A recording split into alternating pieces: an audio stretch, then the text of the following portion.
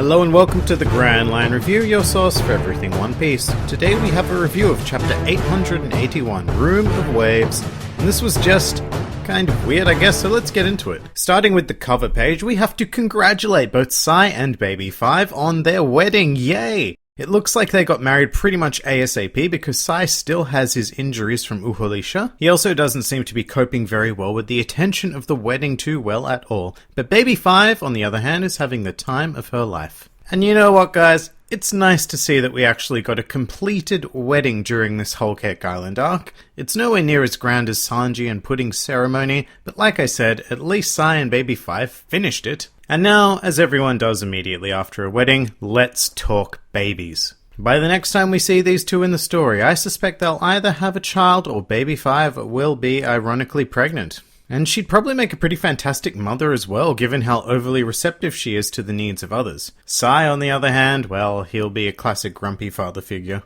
In any case, this is volume 15 of the Straw Hat Grand Fleet cover arc, so I think this is time to say goodbye to Sai's portion of the story. Next time we should be moving on to Ideo and the XXX Gym Martial Arts Alliance. God, that's a mouthful. And who knows what the hell is going to happen with that. Getting into the actual chapter, really not a lot happened this week. As I predicted in the last review, this was definitely Jinbei's week to really shine, and he did just that. He even kind of got assigned a role aboard the ship. Nami calls him a helmsman at one point, and you know what? I can see that.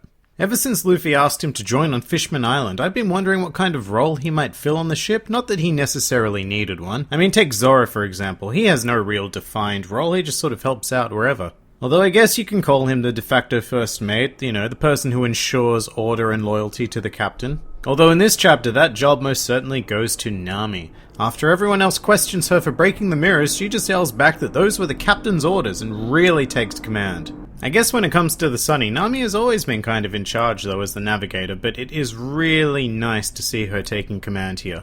And after that, nothing really happens this chapter. The rest of it is spent with Luffy running away from Katakuri while speaking to Nami and the others through a mirror fragment. At one stage, Luffy puts the fragment in his mouth and breaks it, which is actually really painful to look at and think about, and say. Why he did it though, it just wasn't really clear to me at first. One answer I thought of was that he was trying to hide it from Katakuri and the Big Mom pirates to make them think the Big Mom really had sunk the Sunny.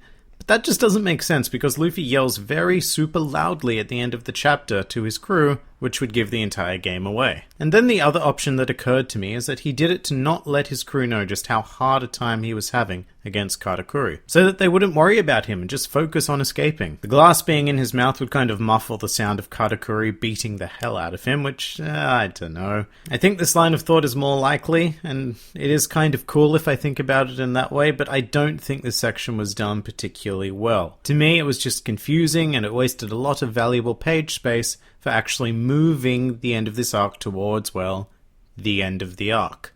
Plus, Luffy made a stupid face.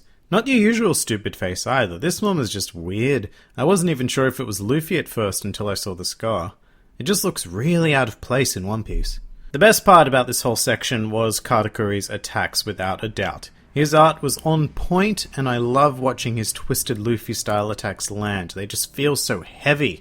So as we end the chapter, Katakuri has a trident all of a sudden. In retrospect, that is probably the long stick-like thing we saw him wielding at the wedding ceremony. So he's either decided to get serious against Luffy, or he's decided to whip out his hobby weapon, because Luffy isn't really a challenge otherwise.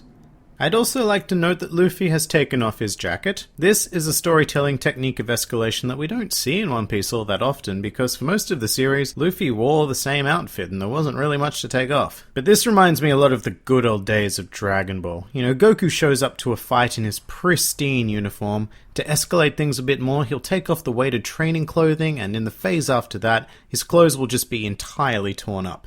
Then, in the absolute final phase, the upper half would be completely destroyed, and that's when we knew this was the business end of the fight. That's what this reminds me of anyway, but who knows, maybe Oda just got bored of drawing the jacket. In any case, I'm really sorry to say that that's kind of it for this week. It's especially painful because One Piece is on break next week, so the Whole Cake Island arc looks like it's going to continue on into eternity.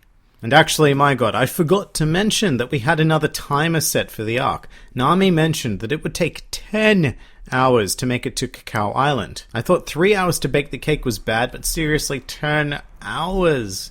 Look, it makes sense because Todderland is a huge nation and it took them a long time to get to Whole Cake Island, so naturally they need the time to get out of it. But spending 10 hours just to go to an island we've already passed through is a bit much for me. I think it might have been better if they were just going to a completely new island in Todderland, far removed from where we entered the nation. At least then we're still kind of physically moving forward in some way and experiencing something new. Like when the Straw Hats left Skypiea, they just didn't plonk themselves back down next to Jaya Island, they exited a different way, encountering something new, and moved forward. The same cannot be said about Whole Cake Island. The only upside about this timer is that it gives Luffy a chunk of time to satisfactorily defeat Katakuri, which seems pretty necessary these days. Characters at this level of strength don't just go down in a short fight, apparently. Like Jack's 5-day assault on Zoe, or Luffy's overnight battle against Cracker. I want to move on, and every chapter seems to be adding more and more time to the arc, especially with the breaks. But hey, that is enough negativity. I'm sure that absolutely awesome things are coming our way in the remainder of this arc and beyond. If you enjoyed this video, then please feel free to like, favorite, or subscribe, and please do comment with your thoughts on the chapter.